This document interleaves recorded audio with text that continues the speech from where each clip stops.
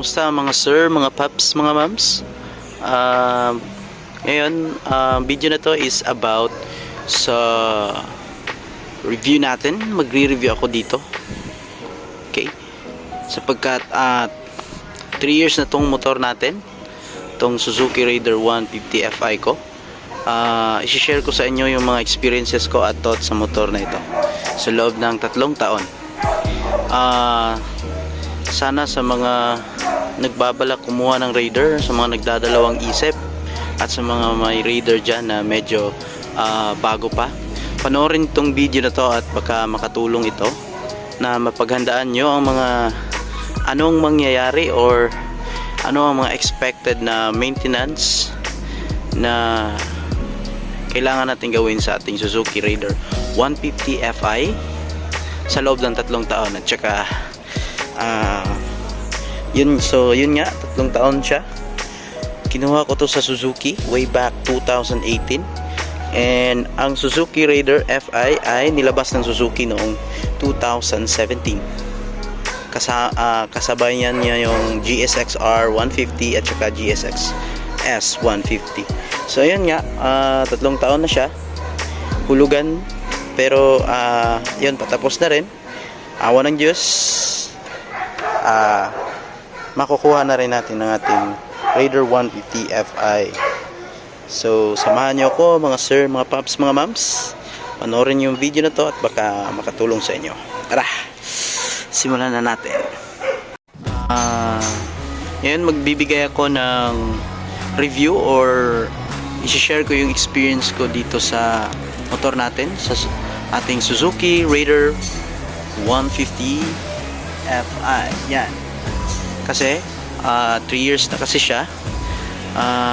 So gagawa ko ng video ngayon, or I made this video para may share sa iba yung experience ko sa Raider 150 Fi ko, para sa mga nagbabalak kumuha ng motor na to, since nilaunch ito para sa dagdag kaalaman.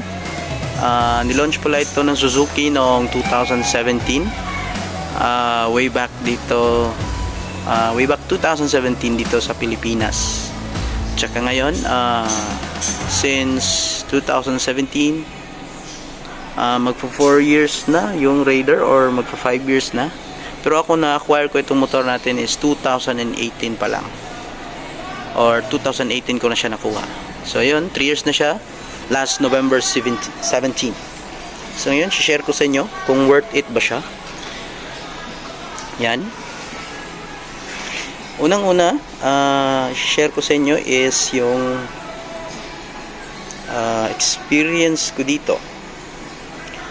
Sa loob ng 3 taon, hindi naman nagbago yung performance niya. May mga pagkakataon lang na syempre mapapansin talaga natin na nag-iba yung performance niya, kaya ginagawa natin is nagme-maintenance tayo, tune up natin yung motor. Simple na lang naman mag-tune up dito. Spark plug, replace spark plug, or kung bago pa, linis lang muna. Tapos throttle body cleaning, tsaka change oil. Yung maintenance na ginagawa ko dito sa motor natin. Nung una, dapat kasi palitan na din to ng coolant, pero hindi ko pa nagawa. So ito pala unang i-share ko sa inyo.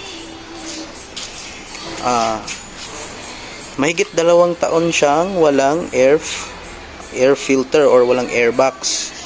So yan, so far wala naman siyang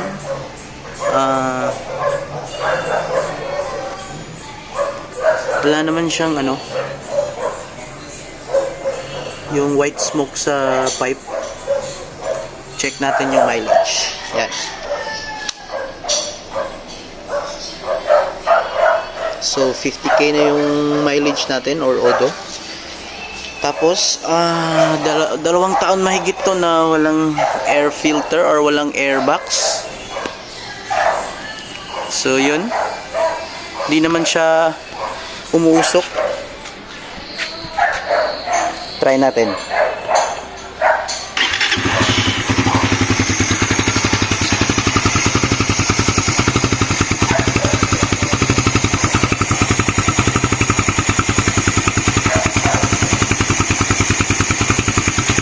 So yun,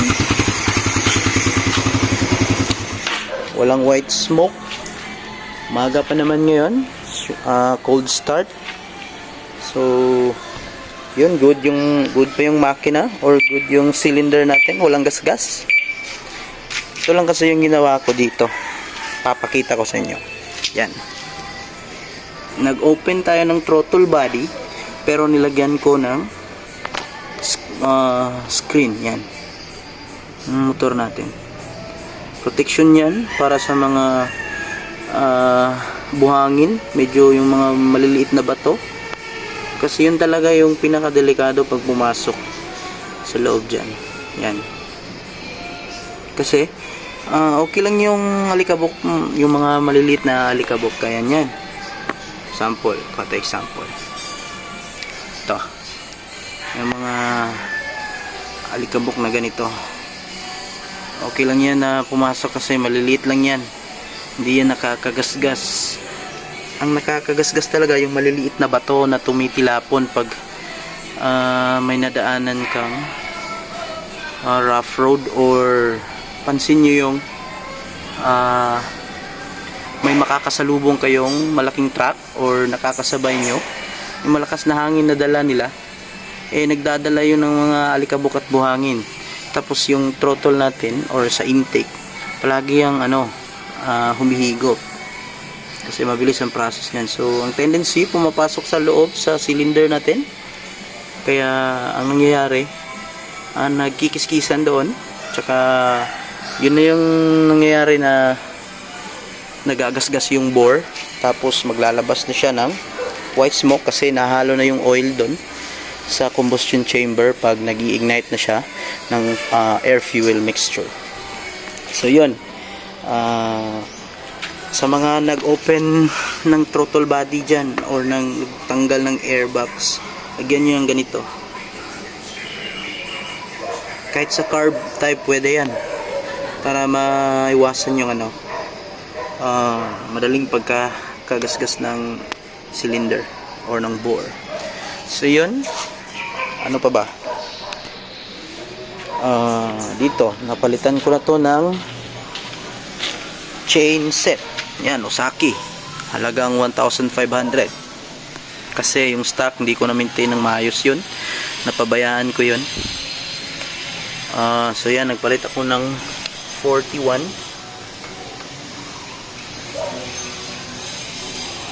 Yan, 41. Tapos yung niya, performance naman ng 41 is nire-relate ko din naman doon sa mga ibang YouTube na video na top speed nila is around 150 plus, or kasi yung motor natin is simula na nagpalit ako ng spark plug na bago, tsaka ito itong sprocket natin, yan, nagwa 163 kasi ito nung tinest ko, kasi nung una pigil siyang mag 140, kala ko palitin na ng lining, so kinabahan ako baka hindi siya abot sa period na gusto kong palitan. 3 years kasi ang gusto ko, kaya yun, nagpalit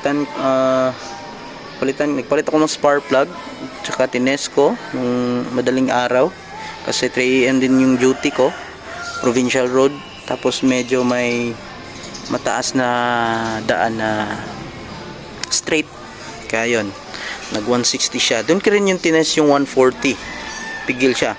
So payo ko lang din pala kung magpapalit kayo ng spark plug, yung kahit yung ordinary spark plug lang, piliin nyo yung NGK na CR9E, kasi maganda ang klase yun, pang Raider FI kasi talaga yun. Tsaka liban na lang dun sa Iridium, kasi medyo mahal yung Iridium eh. So yun, ano pa bang napalitan dito or na maintenance ko na? Yung maintenance pala natin dito is tune up lang, tsaka change oil, tsaka lubricate ng mga moving parts, tsaka hugas na din, pero ngayon walang hugas kasi maulan. So ano pa ba yung napalitan natin dito? Yung ano pala, yung filter dito sa fuel pump sa loob, nakapalit ako nung nag-isang taon at kalahati siya kasi dumi na din. Nasa around 25k or 20 yung mileage ng motor. Medyo madumi na talaga. And balak ko din naman magpalit this coming May kasi last year yata ako nagpalit. So ang hindi ko pa napalitan dito,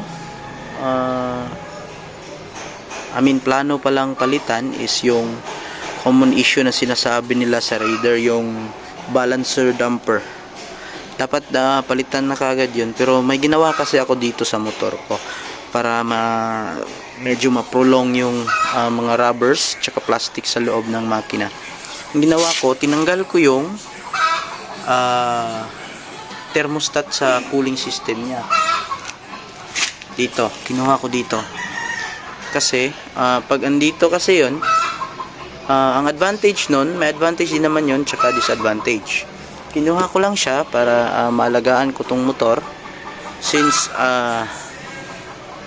ang trabaho talaga nun is para madaling mag-start yung motor kung sakaling malamig yung panahon, tsaka huminto ka, naiwan mo yung motor mo, hindi siya mag-hard start, hindi siya hindi siya malalamigan kasi mainit lang yun. Nasa loob pa rin ng water jacket ng makina yung coolant na mainit kasi pinipigilan niyang bumalik So yun, pero ang advantage nun kasi kung bakit ko tinanggal is yun nga, maproprolong yung mga plastic at rubbers sa loob kasi hindi mainit yung makina natin. At saka mahahaba pa ang buhay kasi ayoko talagang buksan pa talaga tong makina. Di pa nga ako nakapagpalit ng dito clutch lining tsaka yung mga damper sa crankshaft balancer. So yun nga, tinanggal ko para malamig lang yung makina. Pero ang disadvantage nun, sasabihin ko sa inyo, lalakas siya sa konsumo sa gas. Alam niyo kung bakit? Kasi ang trabaho nun is pinipigilan niya yung minimintin niya yung tamang init or init dun sa loob ng makina. Tapos dito naman magpa-function ito. Yan. Kita niyo yan. Ang sensor na yan. Yan. Yang kulay gold na yan na may socket. Ang tawag dyan is CTS or Coolant Temperature Sensor. Ang trabaho niyan guys, or mga paps, mga mams, is siya yung nagre-report sa ECU natin kung ano ang temperatura ng makina. So ngayon,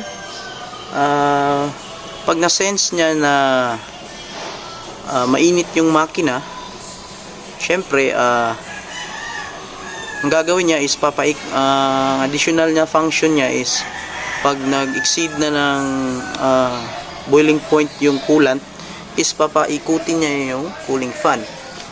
Siya yung nagbibigay din ng command sa cooling fan, or siya yung nagsisend ng message sa ECU para magsabi na mainit na yung makina, at saka doon naman magpa-function yung radiator fan natin or cooling fan motor.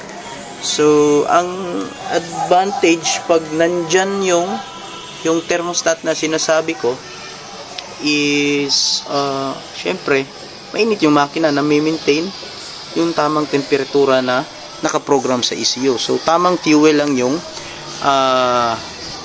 i-inject ng injector na sinisend na information sa ECU kasi tama yung temperatura. Ngayon, ang disadvantage pag wala yung thermostat, itong si CTS is magsisend siya ng mensahe sa ECU na kulang pa yung temperatura. So, kailangan painitin mo pa yung makina. So, ang gagawin naman ni ECU is mag-i-inject siya ng excessive na fuel para mas uminit ang makapag-ignite siya ng maraming air fuel mixture na magkukos ng mas mainit na temperatura sa makina na kakailanganin ni CTS. So kaya nga ang resulta medyo malakas siya sa gas. Yun yung disadvantage. Nakuha nyo ba guys? So, plano ko, ibabalik ko yun kasi medyo mahal yung gas ngayon na nangyayari sa Pilipinas. So, kaya nga ibabalik ko din yun. Sasabay ko na sa video ng pagpapalit ng coolant. Tsaka, gagawa din ako ng video na general tune-up after 3 years para yung performance ng mga sensors tsaka ano sa loob is parang bago pa rin or babalik sa bago.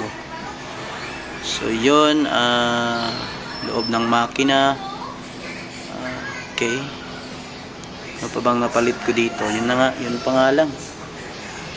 Wala naman akong napalit masyado dito. Kung puwera na lang dun sa mga nasemplang na parts or mga nasira nung sumemplang ako. Okay, doon naman tayo sa mga palitin na pyesa. Unang-una is ito. Itong oil seal sa outer tube natin. Ang nangyari kasi yung sa stock ko, basag kasi yun, pang Raider carb pala to. Yan, swak naman sila, pati yung fender. Kaso, yung stock ko din, yung stock na outer tube ko, bumigyan na rin talaga yung ano nun, oil seal. Bago ako na semplang, dapat palitan ko na sana yun, kaso sumemplang ako, nabali yun. Tsaka yung kabila, puro gas-gas. So ayan, bumili ako ng second hand na pang Raider. Yan. So, balak ko din itong palitan. So, ano pa bang palitin dito? After 3 years yun, guys. At saka yung brake pad pala dito. Yan. Yan, makikita natin medyo iba na yung kain niya. Kasi 3 years na siya. Tumutunog na din. Yung mga boots dito, parang lutong-luto na. Palitan din natin yan. Para kondisyon yung brake pa naman yan. Ano pa ba? Ito rin pala yung clutch lever natin after 3 years. Yan, stock yan. Na wala na yung pintura, bunga ng kakapiga. For 3 years yan, worth it din naman. Tsaka ito pala yung battery. Palitin na talaga itong battery din, pero kailangan siyang palitan kasi tuwing napapansin ko kasi yan, to pag nata-traffic ako, yung check engine light is umiilaw siya, yung mabilis. Kasi pag nata-traffic tayo, mas mainit yung makina kasi nakastop yung motor, walang bumabanggang hangin sa radiator. Yung fan din naman kasi hindi yun always nagpo-function. Iikot lang yun pag mainit na yung makina. Nasa 100 above, 100 degrees Celsius na siya above. 112 yata. Remember ko. So yun, pag natatraffic ako, umiilaw siya ng mabilis. Kasi, nasushort siya sa kuryente. Lalo na pag naka-headlight ako. Pag bumabiyahe sa gabi. Kahit yung sa normal na traffic light lang, umiilaw siya. Doon ko siya napapansin talaga. Kasi umaandar na yung fan doon na time, mainit na yung makina. So, ang nangyayari, nasushort siya sa kuryente. Parang yung battery talaga is palitin na. Pero okay pa naman, nasa 10 volts pa naman siya pataas. Kaya pa niyang paandarin yung makina natin. Naka-crank pa niya yung crankshaft. Kasi yun yung minimum na voltahe na kailangan para ma-crank natin yung crankshaft gamit ang starter. Yun yung minimum na voltage na kailangan natin para ma-crank natin yung crankshaft using the starter. So, kailangan natin ng 10 volts mula sa battery. Tsaka yung ano dito, yung napkin, so, yung fuel filter ng fuel pump natin, napalitan ko na yun. Nung mga nasa around 20k to 25k yung Odo. Medyo madumi na talaga siya. Tsaka balak ko na rin yung palitan, pero as of now, okay pa naman yung performance. Siguro magpapalit lang ako pag medyo pigil na yung takbo niya. Kasi bagong spark plug dito. Yung throttle, kakalinis ko lang. Malinis na yan. Ano pa ba? Ito pala. Yung seat cover na stock. Yan, ginawa ko kasi sa stock na seat is pinatabas ko lang yan. Yan, medyo manipis siya kasi masakit yung stock. Nung una, yung stock seat is medyo meron tong bukol dito, medyo camelback siya. Kaso maangal yung OBR ko kasi masakit daw sa puwet, lalo na yung nag long ride kami, masakit daw sa puwet. Tapos yung ginawa ko, pinatabas ko. So yun, okay na daw. Pero ang nangyari after 3 years, yan, medyo mawalay na siya dun sa stapler na or sa tacker na nakahawak sa kanya. So okay pa naman after 3 years, pero baka lang yun lang kasing nangyayari. Sumasayad siya at nagagasgas niya yung plastic. Papaayos ko na din to. Ano pa ba? Sasali ko na din to, brake light sa likod. 2 beses na ako nakapagpalit nito sa loob ng 3 taon na may 50k na mileage. Payo ko sa iba dyan na mga riders, please pag napundi yan, palitan nyo kagad kasi ang hirap sa gabi, hindi ka nakikita ng kasunod sa'yo, baka mabundol ka, wala kang taillight, tapos nasa madilim at mataas, madilim na kalsada kayo, tapos malakas yung takbo ng nasa likod, baka mabundol kayo. For safety yan. Murang-mura lang din naman yan, 10 pesos yata yung conventional lang na bulb, double contact bulb tawag dyan. Bili lang kayo sa mga shops. Okay? So yung coolant nga pala, masali ko lang to. Yan. Pansin nyo, ang hindi coolant talaga yung nakalagay sa akin. Kasi ang nilagay ko dito is distilled water lang. Kasi sinubukan ko kasing tanggalin yung coolant dito. Tapos nung dinrain ko na, kasi bala ko kasing linisin tong radiator. Pwede nyo ring linisin to. Tanggalin nyo lang yung radiator, or una tatanggalin nyo muna yung coolant. Tapos tanggalin yan. Ganyan. Sprayin siya ng power spray, pero dapat yung pattern ng spray sa tubig ng nozzle nyo is ganon, hindi yung ganon. Kasi pag buo, masisira yung mga fins or anong tawag dyan, mayuyupi. Dapat ganon siya. Tapos up and down lang yung pag spray mo para lumabas yung mga alikabok at buhangin sa loob. So yun nga, distilled water yung nagamit ko kasi natapon yung coolant nung isang araw lang. Pero goods naman kasi yung motor natin is hindi naman nag-overheat. Pwede naman ang alternative nyo sa coolant is tubig. Pero ang gamitin nyo yung walang chlorine, yung hindi sa gripo. It's either distilled or purified water. Okay? Para hindi mag-create ng bara-bara dun sa loob. Tsaka plano ko din kasing palitan yung coolant na kasi every 24k dapat daw yan. So palitin na talaga. Yun, linagyan ko ng distilled water kasi for flashing purposes na din. Okay? Yun, sa gulong naman, 3 beses na akong nakapagpalit.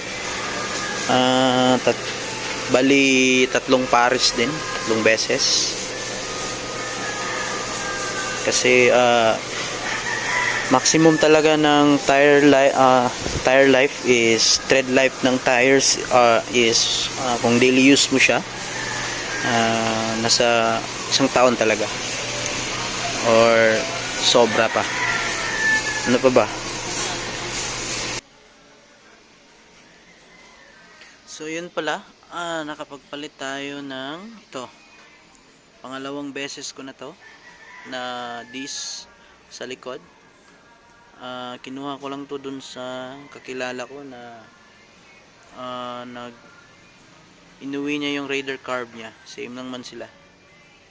So medyo may kain na din after ilang buwan, pero yung stock ko, yung unang disc plates, wala na talaga yan, sobrang nipis na. Okay,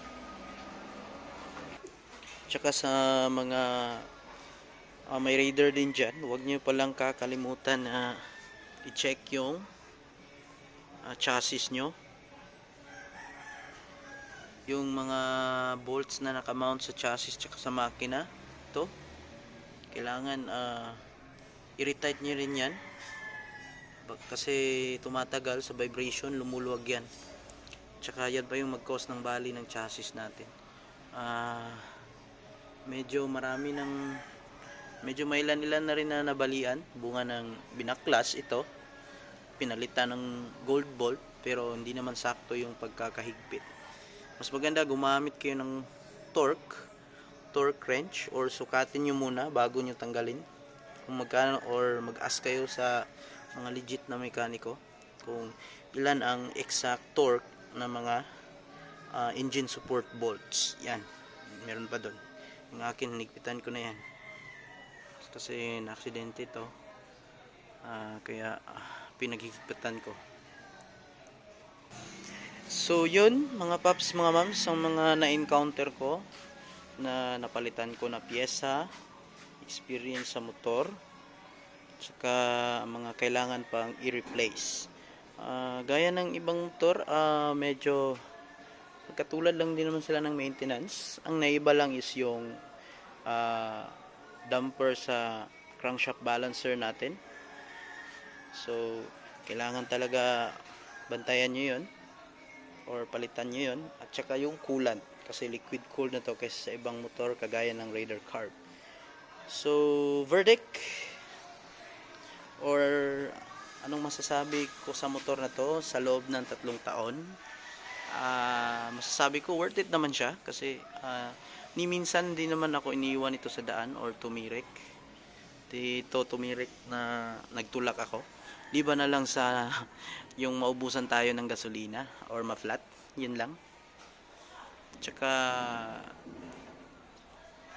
advice ko lang is kailangan talaga yung battery, nasa kondisyon yung battery natin, kasi yung mga ganitong motor, fuel injected na motor is battery drive talaga siya.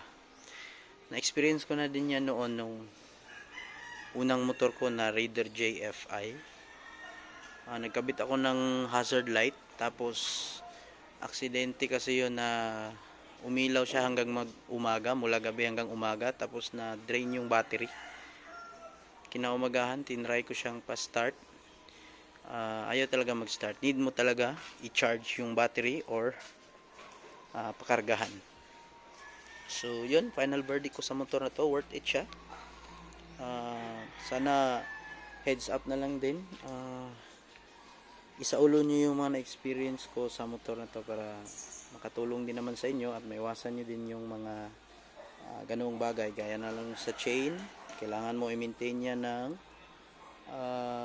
chain lube. 120 pesos lang naman yun, kahit once a week or twice a week, lalo na pag nabasa yan or umulan, madadry yan, kailangan talaga i-lubricate. Tsaka yung battery, ano pa ba? So I think yun lang mga paps, mga mams. Worth it yung Raider 150 Fi natin. Sa mga nagbabalak dyan or yung mga natatakot na mag Raider 150 Fi kasi baka daw mahal sa maintenance, sensitive yung mga sensor, madaling dapat hindi galawin, or malaki magagastos mo dyan pag yan humingi ng maintenance. Di naman masisira yung mga sensor basta-basta, or yung ECU or ano pa ba dyan. Sa tamang pag-aalaga lang din yan. Tsaka yun nga, worth it naman itong motor na to. Hindi ka pa hindi pa siya ganun maganda na yung fuel consumption niya kasi FI siya. In the long term, mas makakatipid ka dito, basta wag mo lang sirain talaga yung motor mo, or wag mong iwasan mo yung karera kasi baka maaksidente ka. Commuter bike, very good for commute tong motor na to, sa pang daily use. Kung feeling mo malilate ka, tapos medyo lalakasan mo yung takbo mo, bibigay na talaga nito yung gusto mo na speed sa highway. Hindi mo naman maubos yung lakas nito, pero hindi ka talaga mabibitin. Tsaka yung fuel consumption maganda, yung suspension hindi nakakapagod sa katawan.